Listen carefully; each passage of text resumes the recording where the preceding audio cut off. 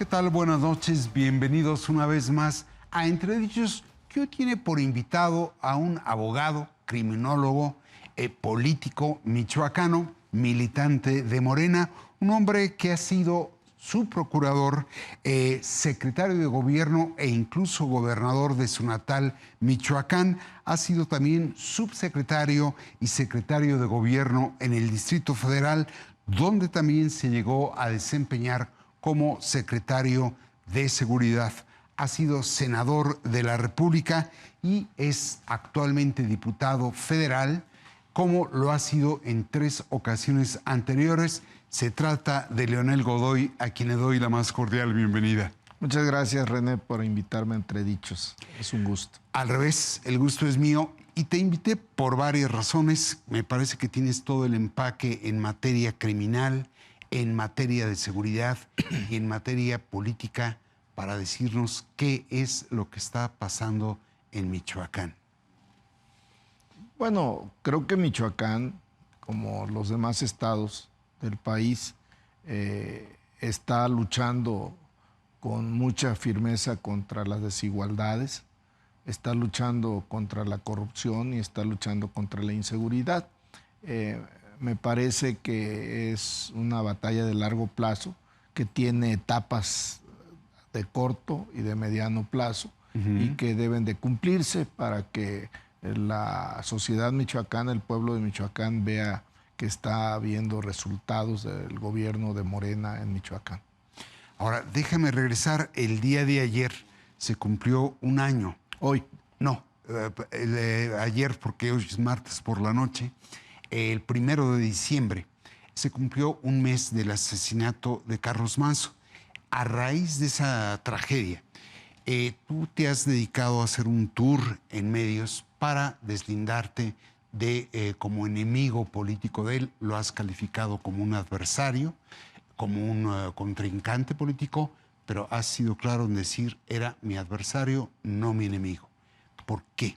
Bueno, no solo él. Yo tengo muchos años en la vida política mexicana y he tenido muchos adversarios políticos y la mayoría de ellos incluso han sido amigos personales míos. Nada más te quiero decir el caso de la elección de gobernador.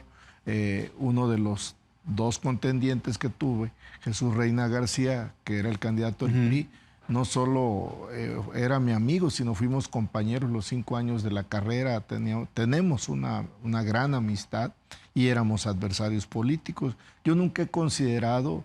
Me acabo de encontrar hace poco a Salvador López Orduña, el que fue mi contendiente por el Partido Acción Nacional, y también nos saludamos siempre con mucho gusto. Yo tengo muchos amigos panistas y priistas en mi propia generación de abogados. Hay muchos y a todos los considero mis amigos y hemos sido adversarios políticos. Entonces yo no confundo la amistad con la política. Tú dirías, eres categórico en señalar que Carlos Manzo, dirigente del Movimiento del Sombrero y presidente municipal de Uruapan, era tu adversario, pero no tu enemigo. Y no siempre, René. Hubo un tiempo, yo fui el delegado de Morena en Uruapan. Uruapan tiene 4 cargos de elección popular: el de presidente municipal, de diputado federal y de 2 diputaciones locales. En el 21 a mí me tocó coordinar Uruapan con esos 4 cargos. Y uno de ellos resultó, porque ganó la encuesta, Carlos Manzo. Incluso venimos juntos a la Ciudad de México a registrarnos. Hay fotos de ese día. Y después, ya en la Cámara de Diputados, yo era vicecoordinador del grupo parlamentario y él era un diputado que pertenecía principalmente a la Comisión de Salud, que era donde más destacaba, y siempre tuvimos una excelente relación política porque nunca fue conflictivo. Siempre votó todas las propuestas de Morena, del presidente de la República. Teníamos a veces dificultades con él porque subía a la tribuna y acusaba sin pruebas al gobernador del estado, que sigue siendo el actual gobernador, Alfredo Ramírez Bedoya. Y tanto Ignacio Mier como yo le pedíamos que si tenía pruebas presentara una denuncia, no que lo hiciera solo en la tribuna. Esa fue el único roce que tuve en los 3 años, porque él duró los 3 años de diputado federal igual que yo. Y todo lo demás siempre fue pues una relación, yo diría que no normal, sino buena, porque yo fui varias veces a acompañarlo a Uruapan cuando instaló unas farmacias, luego me invitó a cenar. Allá en Uruapan son muy famosas las enchiladas.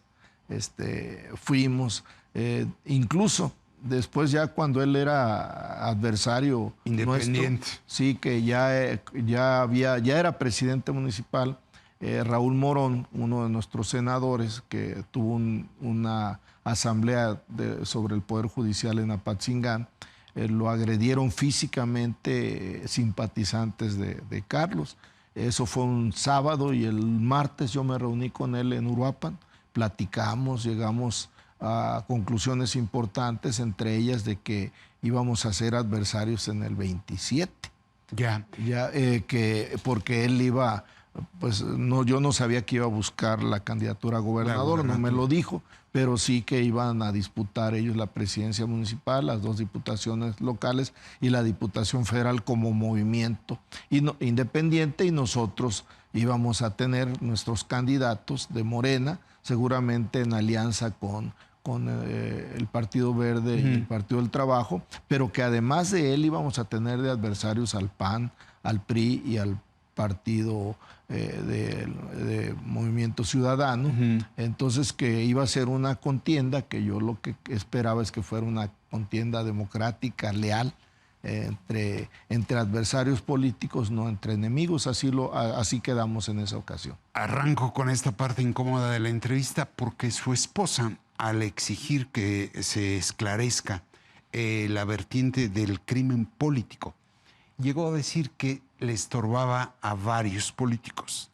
Y cuando le preguntan, te menciona a ti, a Raúl Morón y al expresidente municipal de Uruapan, Ignacio Campos. Si te parece, vemos lo que dijo, lo podemos ver ahí. Pues Carlos lo dijo mucho en sus nochecitas. Él señaló específicamente a Leonel Godoy, a Raúl Morón y al expresidente Nacho Campos. Ustedes, o sea, eso no es algo oculto.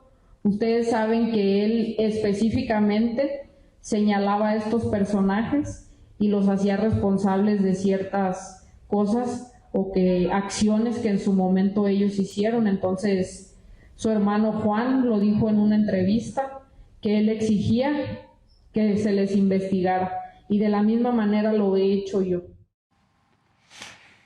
Sobre la base de lo que me dices, para ti era incluso un amigo o un adversario político. Éramos amigos, luego fuimos adversarios políticos y yo traté de mantener la amistad porque yo sé diferenciar. Ya te di varios ejemplos de amigos que tengo que son adversarios políticos. ¿Cómo te explicas que la hoy viuda de Carlos Manso, Grecia Quiroz, haga ese señalamiento? No lo sé porque, reitero, nosotros no sabíamos que él quería ser candidato a gobernador. Nunca, no lo había externado. No sabíamos eso. Eso que también dicen que encabezaba encuestas, tampoco, pues en Michoacán, como en todo el país, en los 17 estados donde va a haber elecciones, se dan a conocer encuestas continuamente. Ustedes aquí han dado a conocer en el Financiero Bloomberg y en otros medios, en fin, siempre hay encuestas y en ninguna aparecía él arriba en las encuestas. Entonces, nosotros no lo consideramos, la verdad, como un adversario a cuidar, a respetar, sí, como todos los adversarios políticos que íbamos a tener, pero nosotros creemos todavía, tendremos que ver nuevas encuestas que van a salir, donde para nosotros el adversario a vencer era el Partido Acción Nacional con el presidente municipal de Morelia. Ese era para nosotros el adversario a vencer, no era Carlos Manso. Entonces de repente aparece ahora que nosotros teníamos como adversario político principal a Carlos Manso, y eso no es cierto. Con todo respeto, no lo teníamos considerado como un adversario, porque su movimiento tiene mucha fuerza en Uruapan, pero Uruapan es la tercera ciudad en importancia de Michoacán. Está Morelia y Lázaro Cárdenas, de donde yo soy diputado federal, y hay entonces otros candidatos también fuertes. Había y hay. ¿Tú no crees que Grecia Quiroz se perfila para ser la candidata del Movimiento del Sombrero a la gubernatura? Bueno, yo lo dije en un programa de Pepe Cárdenas, que a mí me parecía una persona capaz, sí, que podía ser una candidata potente, lo dije, y que tenía derecho a ser candidata y tiene derecho a hacerlo. Vamos a esperar ahora qué sucede con el desarrollo de su propio gobierno municipal, el desarrollo de nuestro gobierno estatal, de nuestro gobierno federal, el resultado del Plan Michoacán por la Paz y la Justicia. En fin, hay varios factores que se tendrán que estar analizando porque falta todavía, para la decisión de los partidos, falta un poco más de un año. Ahora, tú como conocedor, como criminólogo, como abogado penalista, como subprocurador y como secretario de Seguridad, se ha puesto el acento en que el asesinato de Carlos Manso lo provocó el crimen organizado. Pero, ¿tú descartas el crimen político? Bueno, un investigador no puede descartar ninguna línea. Todas deben de investigarse. Sin embargo, hay varias cuestiones que se tienen que tomar en cuenta. Tú sabes que yo ya fui fiscal de un caso. Tú me entrevistaste en ese tiempo. Y hay una cuestión que es muy importante. Primero, la escena del crimen es riquísima en datos, en información, videos, testigos, balística,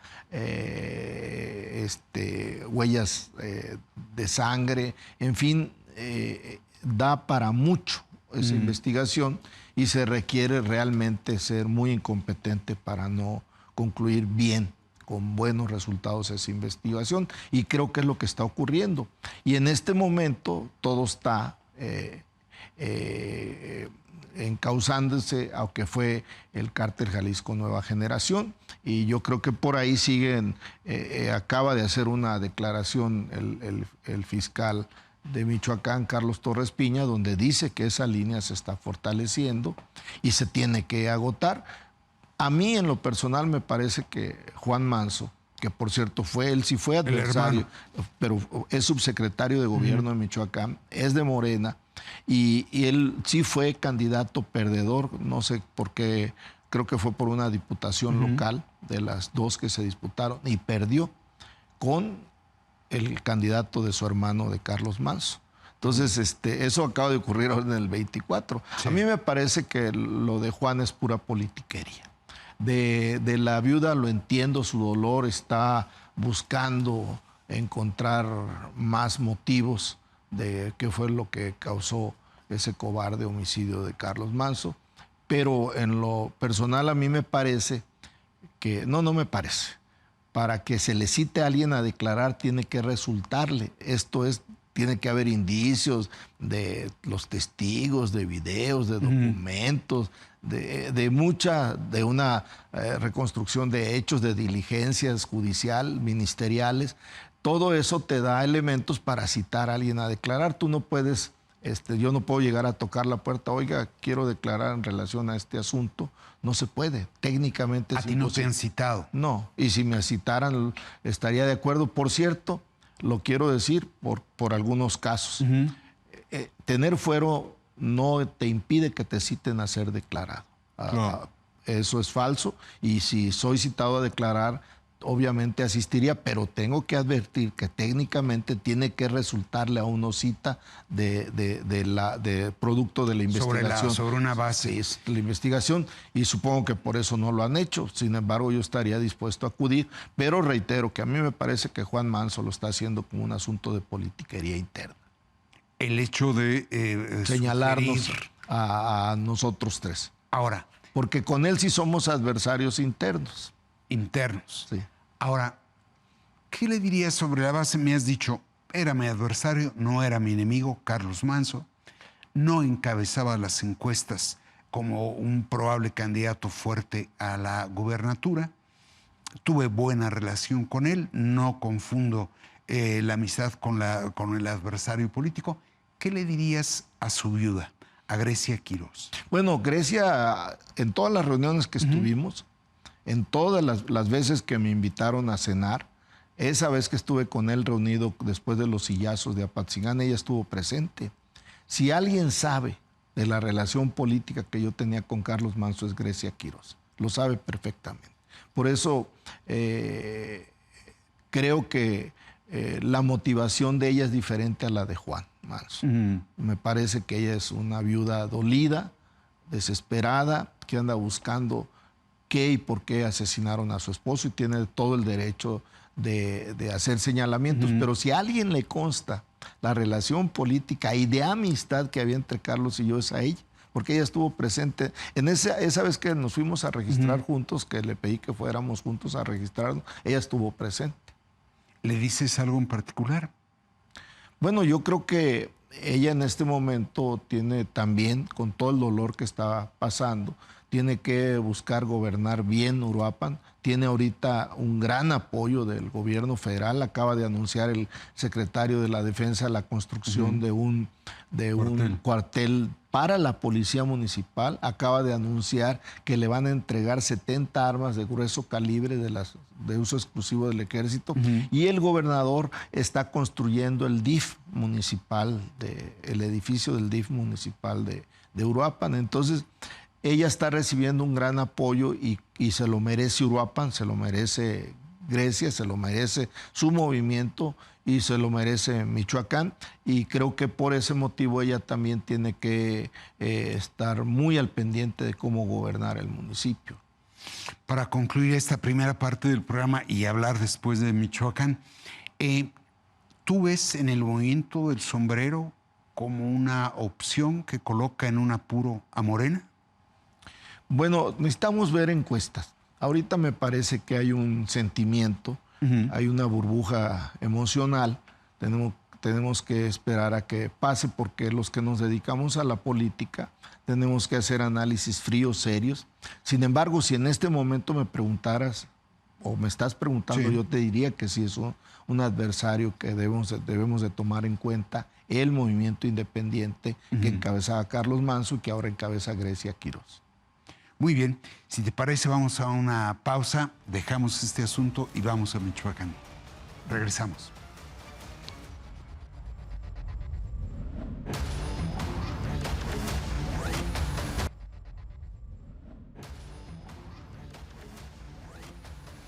Estamos ya de vuelta con Leonel Godoy, diputado por mayoría en su natal Michoacán, presidente de la Comisión de Puntos Constitucionales de la Cámara de Diputados. Y empezamos el programa, yo te pedía que me hicieras me dieras tu opinión de qué es lo que está ocurriendo en Michoacán, y tú me decías que vive una situación complicada, que habrá de arrojar resultados a largo plazo, pero también a mediano y corto plazo. Llevan 20 años, prácticamente lo que lleva del siglo, de castigo, desde el operativo Michoacán hasta la fecha. ¿Cuánto tiempo crees tú que tome recuperar la paz con justicia en Michoacán? Bueno, yo creo que el fenómeno delictivo, René, no se puede atender solo en un estado, porque tú lo sabes, está ocurriendo. Te enfocas a Sinaloa y se van para Durango, te enfocas en Guanajuato y se van para Michoacán, te enfocas en Michoacán y se van para Jalisco. El crimen organizado se mueve, según, pues por eso es organizado.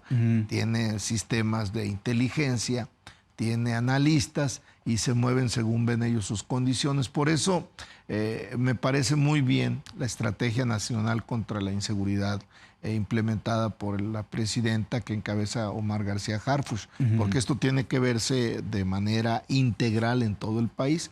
Michoacán mereció una atención especial por el homicidio de Carlos Manso, y esa atención, por cierto, no solo es en el tema de seguridad, es fundamentalmente incluso en el tema económico, por eso hay un plan carretero muy ambicioso, hay la intención del puerto de Lázaro Cárdenas de hacerlo que genere más crecimiento económico para el país.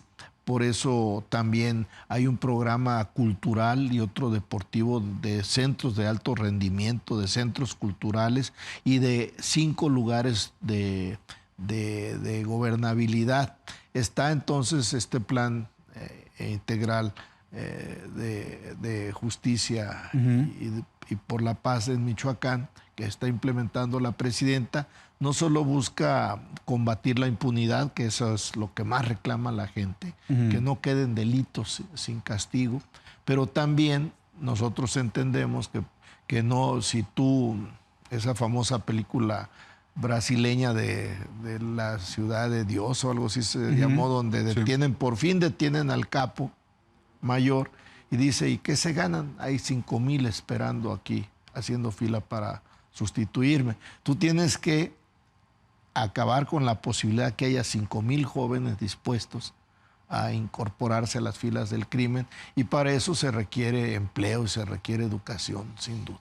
Y creo que eso no se contrapone con una lucha firme contra la inseguridad, contra la impunidad, y por eso también, en el caso de Michoacán, tiene que resolverse, esclarecerse plenamente el homicidio de Carlos Manzo, como el de Bernardo Bravo, el de Hipólito Mora, muchos otros, de otros 6 presidentes municipales, varios de ellos nuestros, que tiene que esclarecerse esos homicidios. Déjame, si te parece, proyectar algo que dijiste el 9 de noviembre en relación justo con lo que me estás diciendo, en relación con la impunidad. Lo podemos ver aquí. Yo lo veo bien, me parece que es viable y creo que es una solución de fondo que nos va a ayudar a las michoacanas y a los michoacanos, sin dejar de lado que debe de haber un combate, como lo ha dicho la presidenta, contra la impunidad. O sea, nosotros no podemos, por esta ruta de combatir las causas, hacernos como que no estamos viendo el tema de que hay que combatir la impunidad. Esa se tiene que combatir. Significa terminar la investigación del asesinato de Carlos Manzo, terminar la investigación del asesinato de Bernardo Bravo, terminar varias cosas, varias carpetas de investigación. De hecho, tú respondes en este inserto, tú estás respondiendo en relación al plan que te parece, el plan Michoacán por la paz y la justicia. Este es el 4º plan que se presenta para Michoacán. Estuvo el operativo conjunto Michoacán que emprendió Felipe Calderón, luego estuvo el plan Michoacán que emprendió el presidente Peña Nieto, y luego estuvo el plan Michoacán del presidente López Obrador. Este es el 4º. ¿Por qué pensar que este sí va a funcionar si no han funcionado 3 anteriores? Pues yo creo que justo la experiencia de los anteriores, y más en el caso del plan del presidente Andrés Manuel López Obrador, donde se buscó combatir las causas, pero yo creo que por eso ahora la presidenta está poniendo mucho énfasis en el tema del combate a la impunidad. Ahora, tú me sugerías, Michoacán ha sido lastimado en la producción del aguacate, en la producción del limón, en el puerto, uno de los principales puertos, en las carreteras, en la extorsión. ¿No es un estado fallido? No, yo creo que las características de un estado fallido no los tiene Michoacán, y yo creo que ningún estado. Mucho tiempo, aún ahorita, sigue encabezando los delitos Guanajuato, y jamás, por ser un gobierno de oposición, nosotros hemos dicho que es un estado fallido.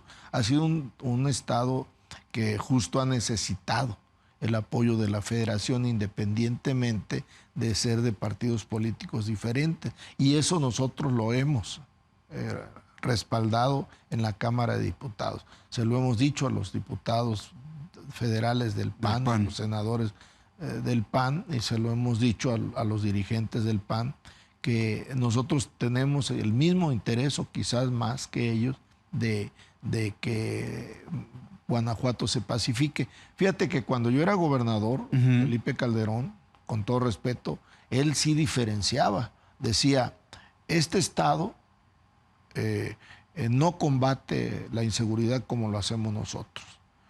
Y ahora Andrés Manuel lo puso en la línea correcta y Claudia lo sigue haciendo, de que tú no puedes decir, de estos homicidios, tantos son del fuero común y tantos son del fuero federal. De estos feminicidios, tantos son del fuero común, porque además, por cierto, todos los feminicidios son del fuero común. Si así, bajo la óptica de Felipe Calderón, pues eso hubiera sido culpa de los gobernadores y de las fuerzas de seguridad y procuración de justicia de cada estado. No, desde que Andrés Manuel empezó, él jamás hizo esa separación, y tampoco lo está haciendo Claudia, y a mí me parece correcto, porque a la gente no le importa si es fuero común o fuero federal. Lo que no quiere es que haya crímenes, y menos que no se castigue. Entonces, creo yo que el tema de la inseguridad en Michoacán, como en todo el país, tiene etapas, lo vuelvo a repetir. Una es de corto plazo. ¿Cuál es para mí el corto plazo? Pues que se empiecen a dar cuenta los delincuentes que si cometen un delito lo paguen.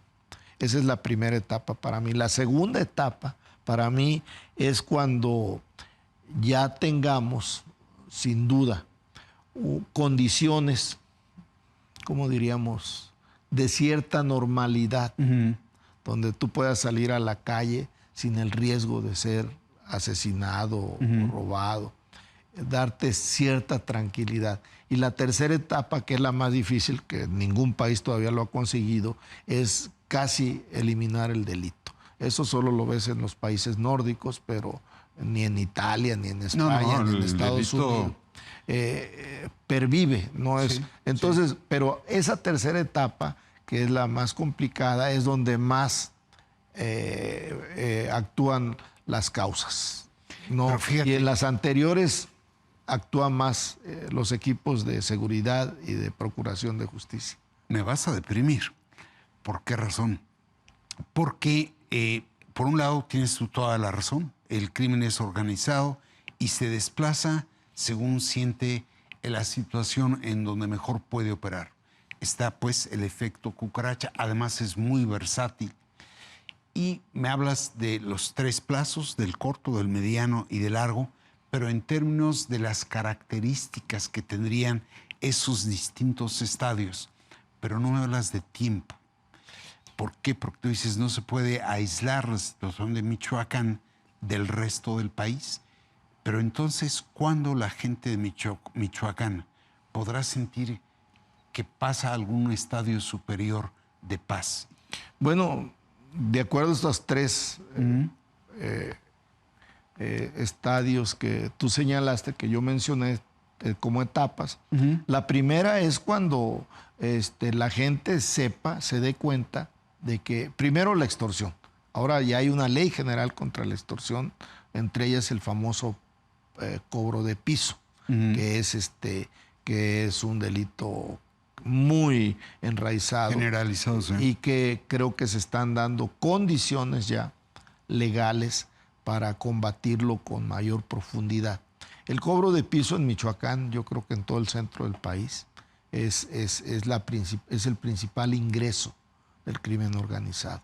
Entonces, si tú esclareces esos homicidios de los 7 presidentes municipales, de Bernardo Bravo, de Hipólito Mora, y alguien que hace algo de inmediato es localizado y llevado a la cárcel para que sea juzgado, yo creo que estás cumpliendo una parte de esa. La otra es la parte de las causas, o sea, cuántas escuelas, cuántos hospitales, cuántas fuentes de trabajo se están generando en Michoacán para ver que la gente no está siendo llevada u orillada a incorporarse a las filas del crimen organizado.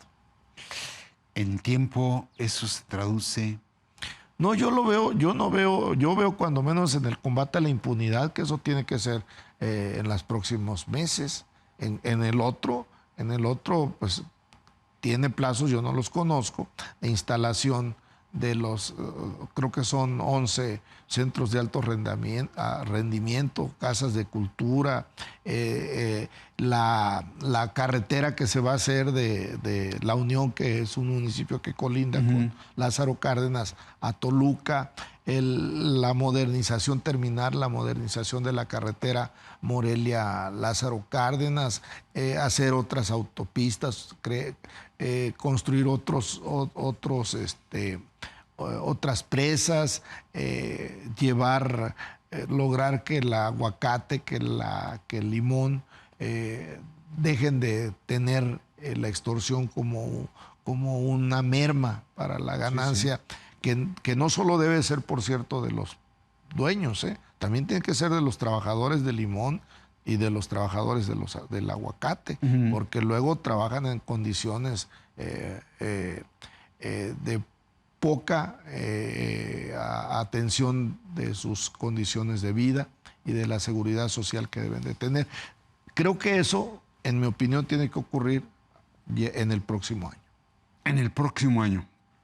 Ahora, a ti te tocaron, siendo gobernador, dos fenómenos brutales: los granadazos del 15 de septiembre de 2008. Si 2008, sí, así 2008. Y te tocó el Michoacanazo, donde la Fuerza Federal detuvo a varios alcaldes, supuestamente por 12. vínculos. 12 por vínculos con el crimen. ¿Tú crees que al menos esa etapa está ya superada, donde ya no se da la asociación de crimen y política? No, yo no creo. Hay una cuestión evidente que cualquier estudioso lo nota. A menor fuerza de un municipio, o sea, mientras más débil son las instituciones municipales en algunos lugares, es más fácil presa del crimen organizado. Claro. Te lo pongo de una manera. Llegan 10 camionetas a Tinguindín y hablan con el presidente porque hablan con él y hasta se lo pueden llevar para platicar en otro lugar. Pero que lleguen con el presidente municipal de Guadalajara, ¿verdad que no?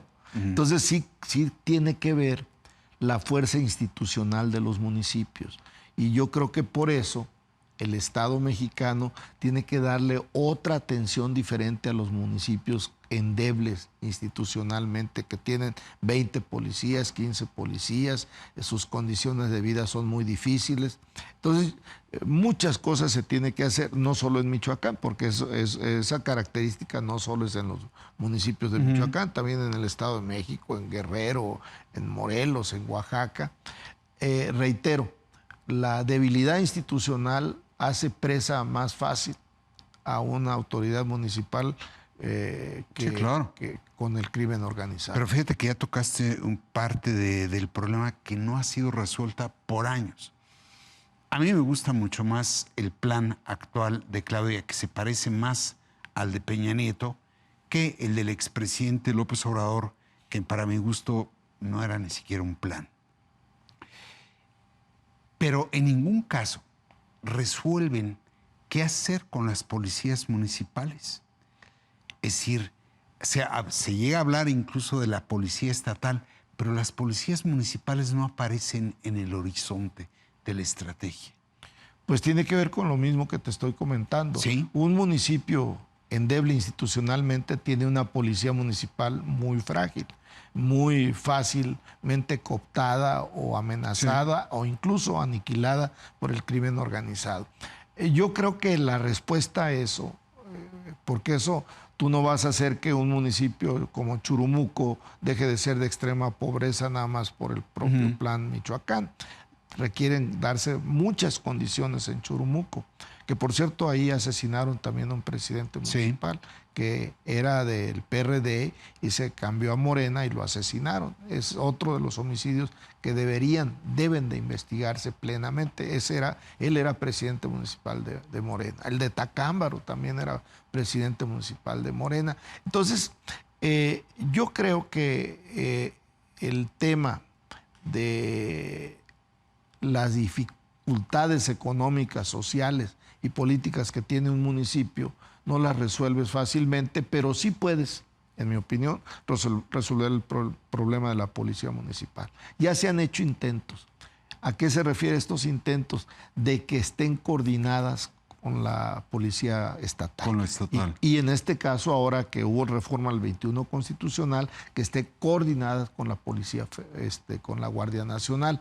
Entonces, formas un trinomio poderoso, donde sí es cierto que la policía municipal se encuentra en condiciones difíciles, pero en esos lugares es donde tienes que ponerle más atención. Tú no le puedes poner la misma atención a la policía de Monterrey que a la policía pues no sé, ¿cómo se llama? De Tulancingo, no sé. Tiene que ser diferente, pero al mismo tiempo tiene que ser ya, tiene que darse, y para mí la coordinación es la clave, y no dejar que la policía municipal o las policías municipales, más de estos municipios endebles institucionalmente, se rasquen con sus propias uñas. Debe de haber coordinación general de los 3 niveles, de los 3 órdenes de gobierno, pero también tienes, en mi opinión, que atender primero Churumuco o no sé, Tlatlaya o municipios chiquitos que además tienen alta incidencia criminal. Entonces los tienes que atender de manera diferente al de uno de Guadalajara o de Monterrey o de Puebla. ¿Y cómo romper? Tú me has dicho, hay presidentes municipales muy frágiles, muy débiles. ¿Cómo romper el vínculo entre política y delito? Bueno, un tema muy importante es el combate a la corrupción. O sea, yo veo mucha relación en los vínculos políticos con criminales, la corrupción. Si tú no permites que haya corrupción, si te encuentras a un presidente municipal que está corrompido, pues tienes que castigarlo conforme a la ley. Bueno, obviamente castigarlo me refiero a las autoridades competentes. Y un presidente municipal que está resistiendo el asedio del crimen organizado tiene que ser apoyado de inmediato por la autoridad. Hay entonces trato diferente a presidentes municipales, que yo reitero que los relaciono más con esta fragilidad institucional. Pero ese es el corazón, parte del problema. Yo entiendo que haya presidentes municipales que someten el crimen, pero también hay presidentes municipales que se asocian al crimen. Hay diríamos tres tipos, ¿no? El que pone el crimen organizado, el que llega porque la ciudadanía, a pesar del crimen, a pesar, bien dicho, del crimen organizado, y los que son presidentes municipales que tienen un plan contra el crimen organizado, que lo confronta, que era el caso de Carlos Manzo, por ejemplo. Entonces tienes que darles trato diferente. Los que están relacionados con el crimen organizado se tienen que ir a la cárcel. Los que están resistiendo los tienes que apoyar, y los que tienen la fuerza suficiente tienes que respaldarlos en lo económico, en lo político y también en lo de seguridad. Cierro la entrevista con una pregunta que va a ser importante en el 27. ¿No temes que vayan a poner en marcha el voto de castigo a Morena en tu tierra? En la elección de la gobernatura. Sí, hay esa posibilidad. En la democracia puedes ganar o perder. La democracia es incertidumbre, y nosotros podemos perder el poder porque estamos dispuestos a jugarlo democráticamente. ¿Qué es lo que tenemos que hacer? Es justo lo que estamos platicando. Si no lo conseguimos, pues obviamente yo no le llamaría voto de castigo, yo simplemente le llamaría que el pueblo michoacano optaría por otra opción diferente a nosotros. Pero también pues no estamos mancos, vamos a luchar por mantener que Morena se mantenga en Michoacán. Muy bien, pues yo te agradezco la disposición. Como desde luego le agradezco a los seguidores de El Financiero Televisión el hecho de acompañarnos aquí en Entredichos. Muchas gracias.